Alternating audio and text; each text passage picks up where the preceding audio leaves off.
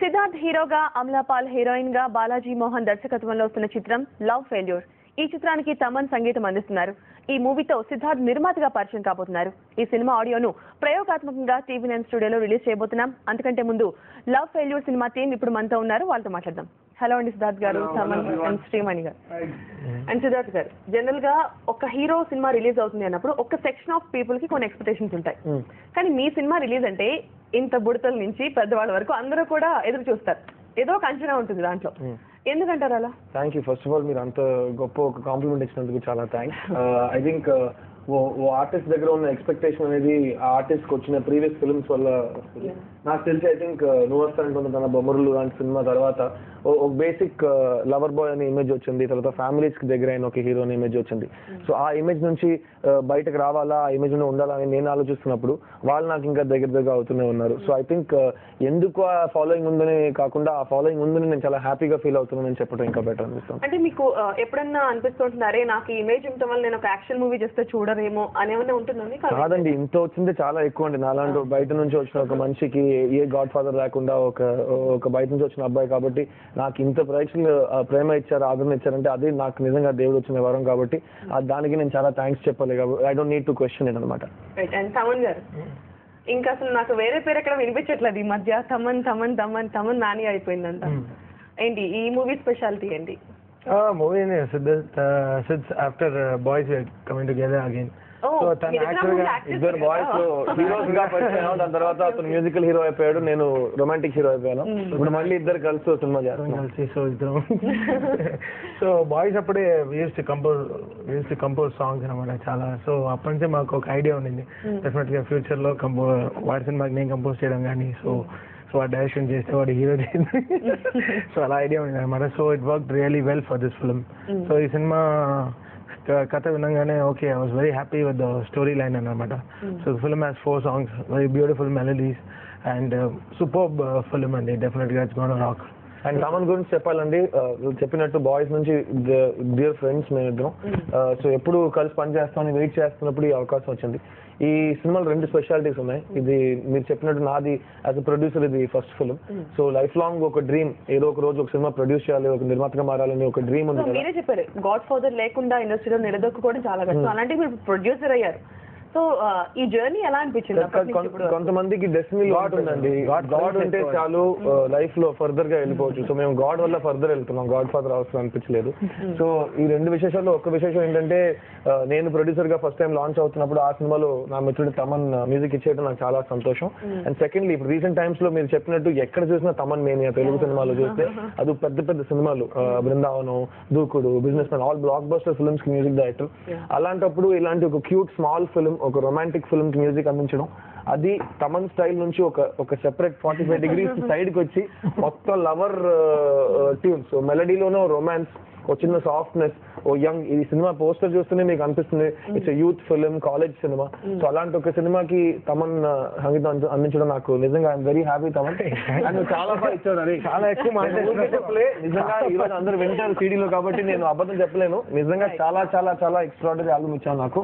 Thank you very much. Right. And ఒక కొత్త lyricist ఇండస్ట్రీకి పరిచయం అవుతున్నారు, శ్రీమణి. సో మీ గురించి మీరు చెప్తారా, వీళ్ళని అడిగి తెలుసు? ఐ థింక్ శ్రీమణి ఎంత అందంగా వర్డ్స్ ని కన్స్ట్రక్ట్ చేస్తారంటే అతని గురించి అతను చెప్తేనే బెటర్. సిమెంట్ లేకుండా సాఫ్ట్ గా ఫౌండేషన్ కాటన్ తోనే కన్స్ట్రక్ట్ మాట్లాడమండి. ఈ ప్రాజెక్ట్ సంబంధించినంత వరకు అయితే this is my favourite album.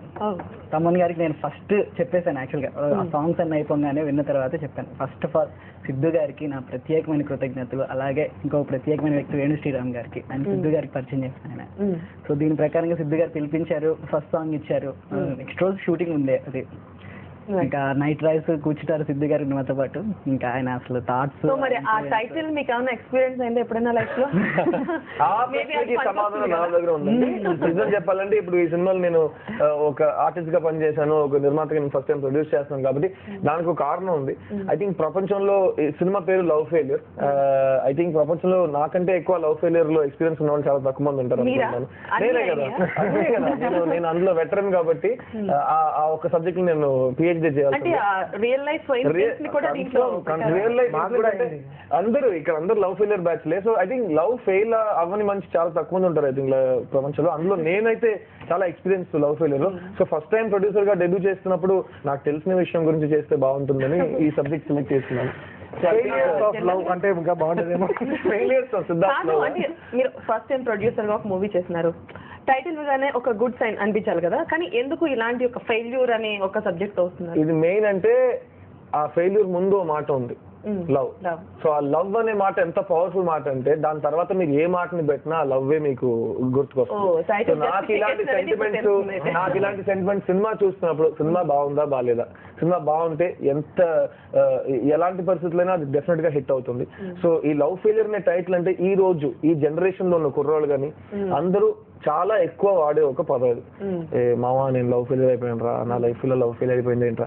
ఇది నేను ఇప్పుడున్న యూత్ జనరేషన్ లో చాలా విన్నాను. ఇప్పుడు నేను కూడా లవ్ స్టోరీస్ చాలా ఎక్కువ సినిమాలు చేశాను కాబట్టి ఆ సినిమాలు సక్సెస్ ఎంజాయ్ చేస్తున్నప్పుడు సార్ మీ సినిమాలో మీలాంటి జంట నాకు కూడా దొరికితే బాగుంటుంది సార్, నాదేమో లవ్ ఫెయిలియర్ అయింది సార్ అని చాలా మంది వచ్చి చెప్పేవారు. సో ఇలాంటి ఒక సబ్జెక్ట్ యూత్ ని ఇమీడియట్ గా ఈ టైటిల్ గురించి మీరు కాలేజెస్ లో వెళ్ళి అడగాలి, భయంకరమైన క్రేజ్ ఉంది. పార్వతి అనే సాంగ్ లాంచ్ చేయగానే యూట్యూబ్ లో ప్రస్తుతం 1.5-2 lakh హిట్స్ అందరూ చూస్తున్నారు, దాని గురించి మాట్లాడుతున్నారు. ఫేస్బుక్ గానీ కాలేజెస్ లో అందరూ SMS లో ఎక్స్చేంజ్ చేస్తున్నప్పుడు ఈ లవ్ ఫెయిలియర్, ఈ పార్వతి ఎవరు, ఈ అమ్మాయి, దాని గురించి ఎక్కువ మంది మాట్లాడుతున్నారు. సో యూత్ ని కనెక్ట్ అయ్యే సినిమా. సో ఈ టీమ్ చూస్తే తెలుసు అందరూ ప్రీ స్కూల్ లో చదువుతున్న అబ్బాయిలు కుర్రాల్లో ఉన్నాం కదా. సో అలాంటి ఒక టీమ్ తో నేను ఫస్ట్ టైం ప్రొడ్యూసర్ గా పనిచేస్తున్నాను. So it's very exciting. ఒకసారి లవ్ ఫెయిల్యూర్ ట్రైలర్ చూద్దాం ఒకసారి. కాలేజ్ ఫస్ట్ డే నేను మొదటిసారి తన్ని క్యాంటీన్ లో చూశాను. రెడ్ కలర్ సల్వార్ వేసుకుంది, క్యూట్ గా చబ్బీగా. నేనంత చబ్బీగా ఏం లేనే. లైట్ గానే, అంతేం కాదు. అది అప్పుడు, ఇప్పుడు నువ్వు చబ్బీగా లేవు. కాదు, నేను అప్పుడు కూడా చబ్బీగా ఏం లేను. నీ చబ్బీయే కదరా నీ అందం. ఇక్కడ అంటే నేను ఇప్పుడు అందంగా లేనా? ప్రేమైనా ద్వేషమైన అమ్మాయిలు చూపించినంతగా అబ్బాయిలు ఏనాడు చూపించలేరు. నేను వదిలి నేను ఎక్కడికి వెళ్ళను. I hate you Arun, I hate you. నా వల్ల కాదండి. నా లైఫ్ లో ఛాలెంజ్ అంటూ పెద్దగా ఏం లేదు. అందుకే నా డ్రీమ్ గర్ల్ ని పొందడానికైనా ఓ ఛాలెంజ్ ఉంటే బాగుంటుందని ఆశపడ్డాను. వద్దంటున్నాను కదా, నువ్వు నన్ను అనుమానిస్తున్నావా? నువ్వేమైనా చేసుకో, ఐ డోంట్ కేర్. తీయద్దు, నువ్వేమైనా వద్దా? పారు. నేనేమో చిన్న ఛాలెంజ్ ఉంటే బాగుంటుందని ఆశపడ్డానండి. ఇంత ఘోరంగా ఫినిష్ అవుతుందని నేను అస్సలు అనుకోలేదు. Shut up. You know nothing about me. ఓ అమ్మాయి ప్రశ్న అడిగితే ఎప్పుడు నిజమే చెప్పాలన్న అవసరం ఏం లేదు. తనే సమాధానం ఎక్స్పెక్ట్ చేస్తుందని బాగా తెలుసుకుని అది మాత్రం చెప్తే చాలండి. మేమేం సమాధానం ఎక్స్పెక్ట్ చేస్తామో మీకెలా తెలుసు? అది తెలియకే కదా మగాళ్ళంతా జుట్టు పీక్కుంటూ తిరుగుతున్నారు.